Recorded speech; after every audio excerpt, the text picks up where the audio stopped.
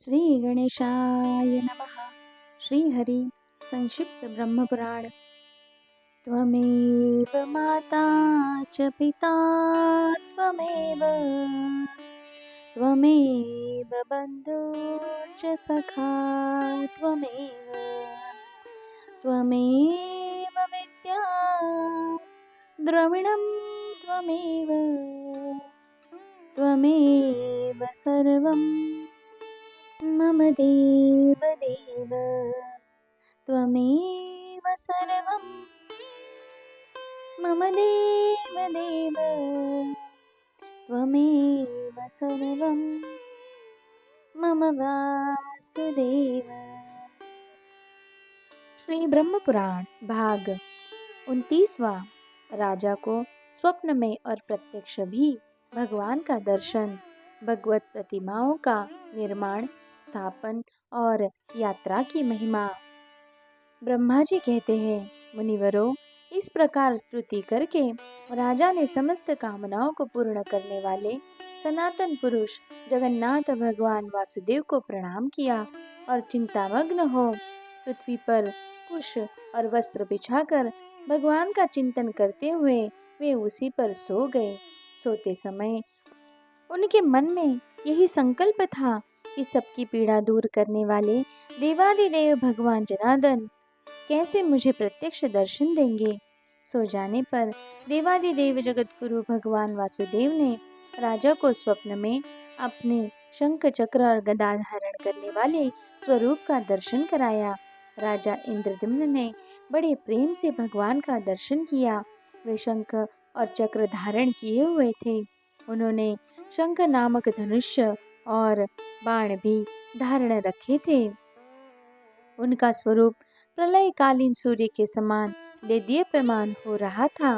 वे प्रज्वलित तेज के विशाल मंडल प्रतीत होते थे। उनका श्रीअंग नीले बुखराज के समान श्याम था। वे गरुड़ के कंधे पर विराजमान थे और उनके 8 भुजाएं शोभा पा रही थी। दर्शन देकर भगवान ने उनसे कहा, राजन, तुम्हें साधुवाद है। तुम्हारे इस दिव्य यज्ञ से, भक्ति से और श्रद्धा से मैं बहुत संतुष्ट हूँ। महिपाल, तुम व्यर्थ क्यों सोच में पड़े हो? राजन, यहाँ जो जगत पूज्य सनातनी प्रतिमा है, उसकी प्राप्ति का उपाय तुम्हें बतलाता हूँ। आज की रात बीतने पर निर्मल प्रभात में जब सूर्योदय हो, उस समय अनेक प्रकार के वृक्षों से सुशोभित समुद्र के जल प्रांत में, जहाँ तरंगों से प्रेरित महान जल की राशि दिखाई देती है, वही एक बहुत बड़ा वृक्ष खड़ा है, जिसका कुछ भाग तो जल में है और कुछ स्थल में। वह समुद्र की लहरों से आहत होने पर भी कंपित नहीं होता। तुम हाथों में कुल्हाड़ी लेकर लहरों के बीच से अकेले ही वहां चले जाना। तुम्हें वह वृक्ष दिखाई देगा। मेरे बताए अनुसार उसको पहचान कर निशंक भाव से उस वृक्ष को काट डालना। उसे काटते समय तुम्हें कोई अद्भुत वस्तु दिखाई देगी। उसी से सोच विचार कर तुम दिव्य प्रतिमा का निर्माण करो। मोह में डालने वाली चिंता छोड़ दो। यो कहकर महाभाग श्रीहरि अदृश्य हो गए। वह स्वप्न देखकर राजा को बड़ा विस्मय हुआ। उस रात्रि को देखते हुए वे भगवान में मन लगा उठ बैठे और वैष्णव मंत्र एवं विष्णु सूक्त का जप करने लगे। प्रातःकाल उठे और भगवत स्मरण करते हुए विधि पूर्वक उन्होंने समुद्र में स्नान किया। फिर ब्राह्मणों को नगर और गांव आदि दान में दे पूर्वह कृत्य करके समुद्र के तट पर गए। वहां अकेले ही महाराज ने समुद्र की महावेला में प्रवेश किया और उस तेजस्वी महावृक्ष को देखा। वह बहुत ऊंचा था और उससे बड़ी बड़ी जटाएं लटक रही थी। उसे देखकर राजा इंद्रद्युम्न बहुत प्रसन्न हुए। उन्होंने तीखे फरसे से उस वृक्ष को काट गिराया और उसके 2 टुकड़े करने का विचार किया। फिर उन्होंने जब काष्ठ का भलीभांति निरीक्षण किया, तब एक अद्भुत बात दिखाई दी।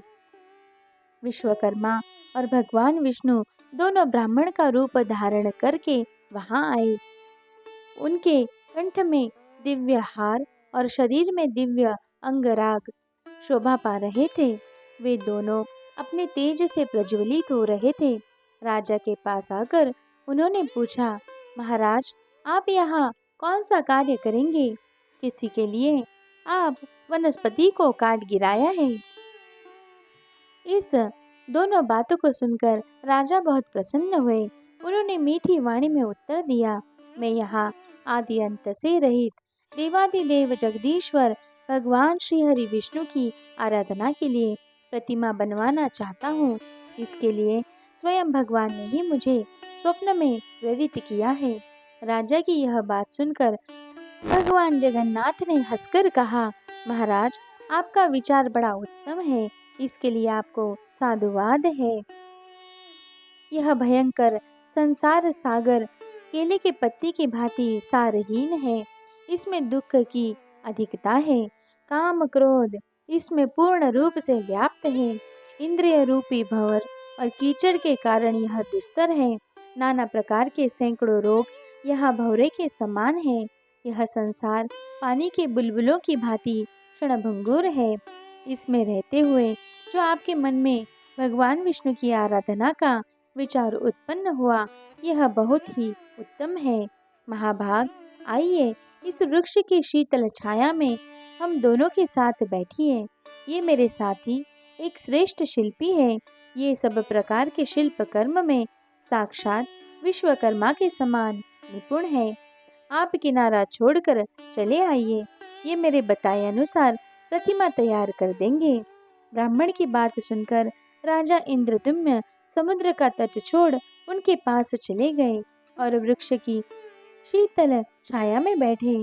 तदनंतर ब्राह्मण रूपधारी विश्वात्मा भगवान ने शिल्पियों में प्रधान विश्वकर्मा को आज्ञा दी, तुम प्रतिमा बनाओ। भगवान श्री कृष्ण का रूप परम शांत हो। उनके नेत्र पद्य पत्र के समान विशाल होने चाहिए। वे वृक्ष स्थल पर श्रीवत्स चिन्ह तथा कौस्तुभ मणि और हाथों में शंख चक्र एवं गदा धारण किए हुए होने चाहिए। दूसरी प्रतिमा का विग्रह दुग्ध के समान गौरवर्ण हो। उसमें स्वस्तिक का चिन्ह होना चाहिए। वे अपने हाथ में हल धारण किए हुए हो। उनका नाम महाबली अनंत बलराम जी हो। देवता, दानव, गंधर्व, यक्ष, विद्याधर और नाग कोई भी उनका अंत नहीं जान सकते, इसीलिए वे भगवान अनंत कहलाते हैं। तीसरी प्रतिमा भगवान वासुदेव की बहन सुभद्रा देवी की होगी। उनके शरीर का रंग सुवर्ण के समान गौर एवं सुंदर शोभा से युक्त होना चाहिए। उनमें समस्त शुभ लक्षणों का समावेश होना आवश्यक है। भगवान का यह कथन सुनकर उत्तम कर्म करने वाले विश्वकर्मा ने तत्काल उत्तम लक्षणों से युक्त प्रतिमाएं तैयार कर दी। पहले उन्होंने बलभद्र जी की मूर्ति बनाई। उनका वर्ण शरदकाल के चंद्रमा की भांति श्वेत था। नेत्रों में कुछ कुछ लालिमा थी। उनका शरीर विशाल और मस्तक फणाकार होने से विकट जान पड़ता था। वे नील वस्त्र धारण किए बल के अभिमान से उद्धत प्रतीत होते थे।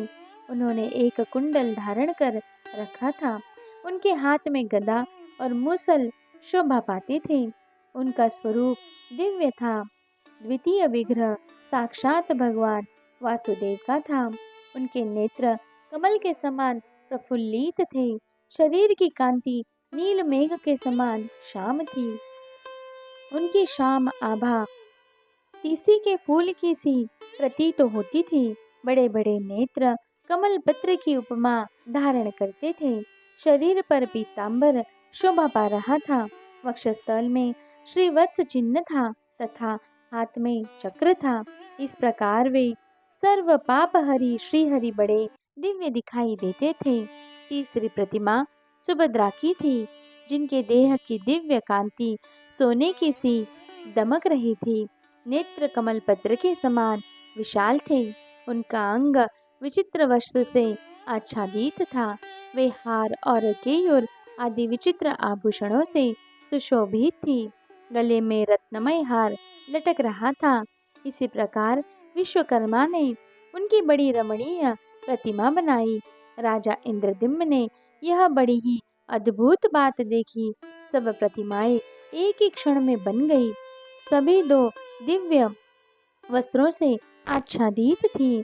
सबका भांति भांति के रत्नों से श्रृंगार किया गया था और सभी अत्यंत मनोहर एवं समस्त शुभ लक्षणों से संपन्न थी। उन्हें देखकर राजा अत्यंत आश्चर्यमग्न होकर बोले, आप दोनों ब्राह्मण के रूप में साक्षात देवता तो नहीं पधारे हैं? आप दोनों के कर्म अद्भुत हैं।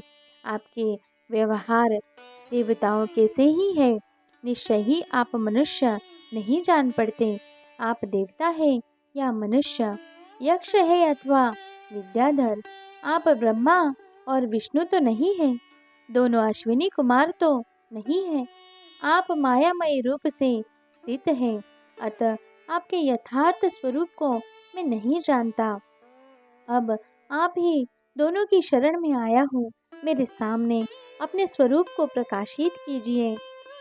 श्री भगवान बोले, मैं देवता, यक्ष, दैत्य, देवराज इंद्र, ब्रह्मा अथवा रुद्र नहीं हूँ। मुझे पुरुषोत्तम समझो। मैं समस्त लोकों की पीड़ा दूर करने वाला अनंत बल पौरुष से संपन्न और संपूर्ण भूतों का आराध्य हूँ। मैं कभी अंत नहीं होता, जिसका सब शास्त्रों में उल्लेख किया जाता है, वेदांत ग्रंथों में वर्णन मिलता है, जिसे योगी जन ज्ञानगम्य एवं वासुदेव कहते हैं। वह परमात्मा मैं ही हूँ। स्वयं मैं ही ब्रह्मा, मैं ही विष्णु, मैं ही शिव, मैं ही देवराज इंद्र तथा मैं ही जगत का नियंत्रण करने वाला यम हूँ। पृथ्वी आदि पांच भूत, त्रिवद, अग्नि, जलाधीप, वरुण, धरती और पर्वत भी मैं ही हूँ। संसार में जो कुछ भी वाणी से कहा जाने वाला स्थावर जंगम भूत है, वह मेरा ही स्वरूप है। यह चराचर विश्व मेरे अतिरिक्त कुछ भी नहीं है। नृप श्रेष्ठ, मैं तुम पर बहुत प्रसन्न हूँ। सुव्रत, मुझसे वर मांगो। तुम्हारे हृदय में जो अभिष्ट वस्तु हो वह तुम्हें दूंगा। जो पुण्यवान नहीं है, उनको स्वप्न में भी मेरा दर्शन नहीं होता। तुम्हारी तो मुझ में दृढ़ भक्ति है, इसीलिए तुमने मेरा प्रत्यक्ष दर्शन किया है। भगवान वासुदेव का यह वचन सुनकर राजा के शरीर में रोमांच हो आया। वे इस प्रकार स्तोत्र गान करने लगे। लक्ष्मीकांत, आपको नमस्कार है। श्रीपते, आपके दिव्य विग्रह पर पीत वस्त्र शोभा पाता है। आप लक्ष्मी प्रदान करने वाले और लक्ष्मी के स्वामी हैं। श्रीनिवास, आप लक्ष्मी के धाम हैं। आपको नमस्कार है। आप आदि पुरुष, ईशान, सबके ईश्वर, सब और मुख वाले, निष्कल एवं सनातन परम देव है। आपको मेरा प्रणाम है। आप शब्द और गुणों से अतीत, भाव और अभाव से रहित, निर्लेप, निर्गुण, सूक्ष्म, सर्वज्ञ तथा सबके रक्षक हैं। आपका स्वरूप वर्षा काल के मेघ के समान श्याम है। आप गौ तथा ब्राह्मणों के हित में संलग्न रहते हैं, सबकी रक्षा करते हैं, सर्वत्र व्यापक और सबको उत्पन्न करने वाले हैं। आप शंख, चक्र, गदा और मूसल धारण करने वाले देवता हैं। आपके श्री अंगों की सुषमा नील कमल दल के समान श्याम है। आप क्षीर सागर के भीतर शेष नाग की शैया पर शयन करने वाले हैं। इंद्रियों के नियंता सर्व पाप हरि श्री हरि हैं। आपको नमस्कार करता हूँ।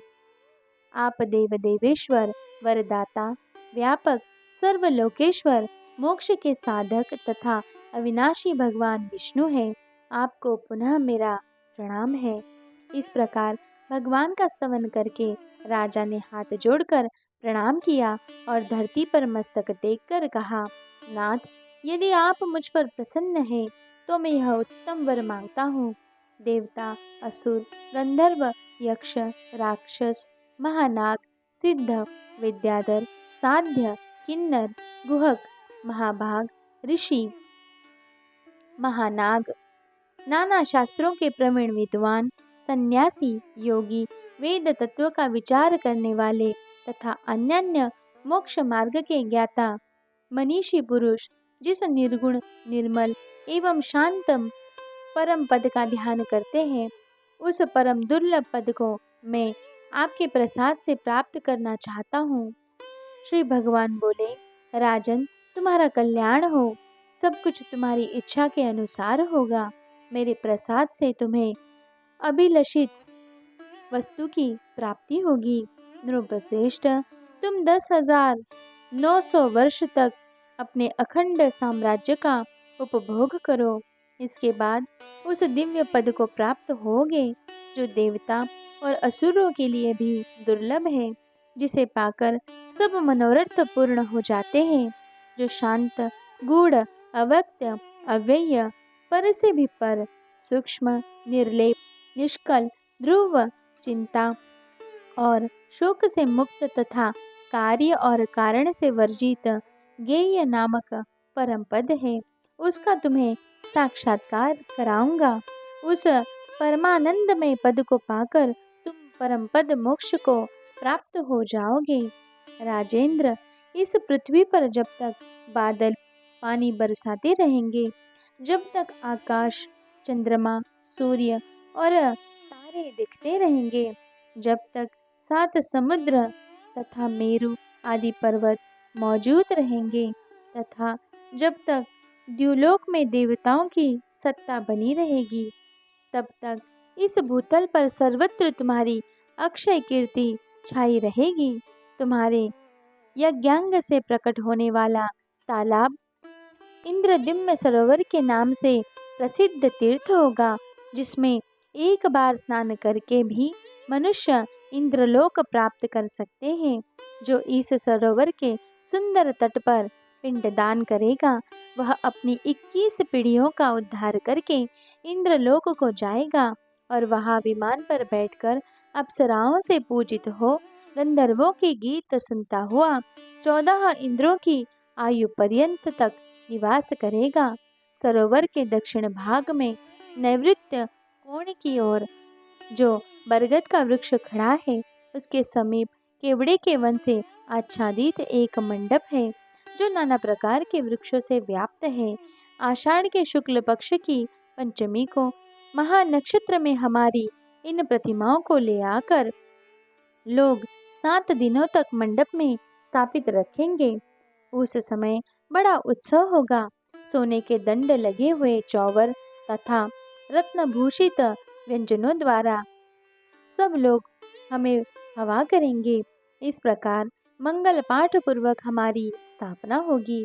ब्रह्मचारी, सन्यासी, स्त्रातक, वानप्रस्थ, गृहस्थ, सिद्ध तथा अन्य ब्राह्मण नाना प्रकार के पदों वाले स्तोत्र तथा वृक्क, यजु एवं सामवेद की ध्वनि से बलराम और श्री कृष्ण की स्तुति करेंगे।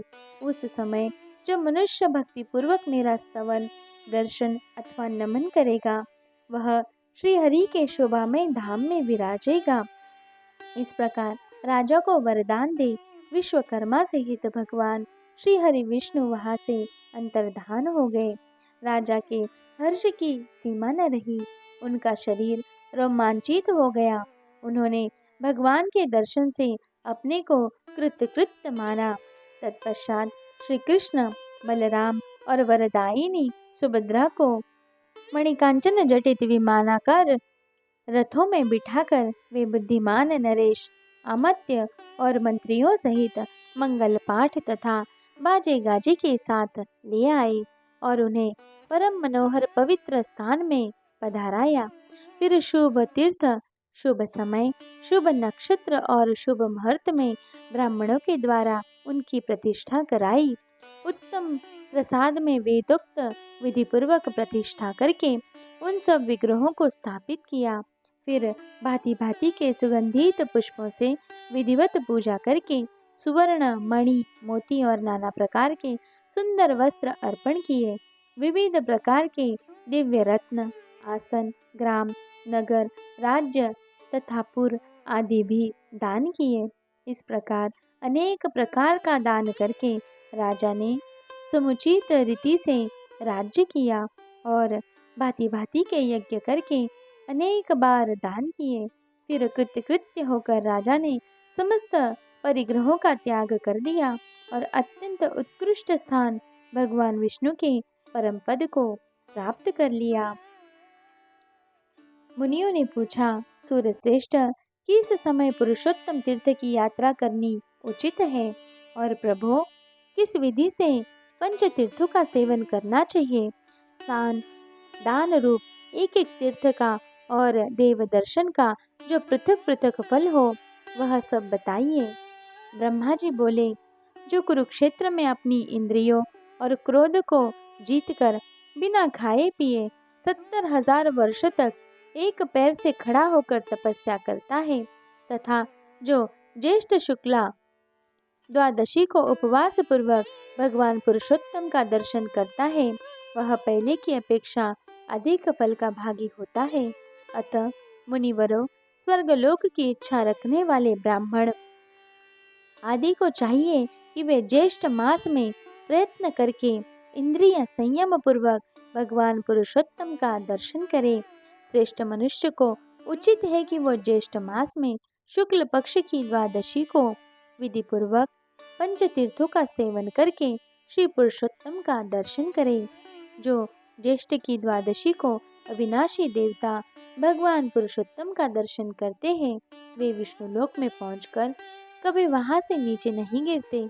अतः ज्येष्ठ में प्रयत्न पूर्वक वहां की यात्रा करनी चाहिए और वहां पंचतीर्थ सेवन पूर्वक पुरुषोत्तम का दर्शन करना चाहिए। जो अत्यंत दूर होने पर भी प्रतिदिन भक्ति पूर्वक भगवान पुरुषोत्तम का कीर्तन करता है वह शुद्ध चित्त हो भगवान विष्णु के धाम में जाता है। जो श्रद्धा पूर्वक एकाग्र चित्त हो श्री कृष्ण के दर्शनार्थ यात्रा करता है वह सब पापों से मुक्त हो भगवान विष्णु के लोक में जाता है। जो दूर से भगवान पुरुषोत्तम के प्रासाद शिखर पर स्थित नील चक्र का दर्शन करके उसे भक्तिपूर्वक प्रणाम करता है वह मनुष्य सहसा पापों से मुक्त हो जाता है। बोलो भक्तवत्सल भगवान की जय।